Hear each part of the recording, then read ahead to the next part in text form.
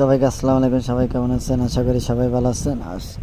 আজকে আরেকটা নতুন ভিডিও নিয়ে আপনাদের সাথে হাজির। কারণ আজকে আমার মুরগিগুলার একটু 7 দিন বয়স হয়েছে, কারণ ওগুলা ভ্যাকসিন করতে হবে। কারণ দেশি মুরগি 7 দিন পর বেবি জন্ম নেওয়ার পর 7 দিন পর ভ্যাকসিন করা প্রয়োজন। কারণ রানীক্ষেত ভ্যাকসিনটা না করলে আপনার মুরগিগুলা অনেক রোগ সমস্যা দেখা যায়। কারণ ওইটা শীতকালে বোঝা যায়।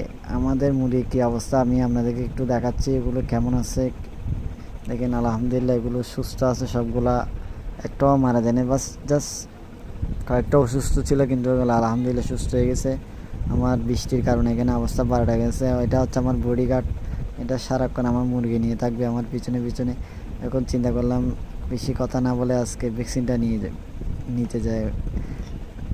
বাড়ি থেকে বের হওয়ার সাথে সাথে প্রচুর রোদের কারণে এখানে তো বৃষ্টি পড়ে সিন্নি মানে দায়িত্ব মাইত্য চালাতে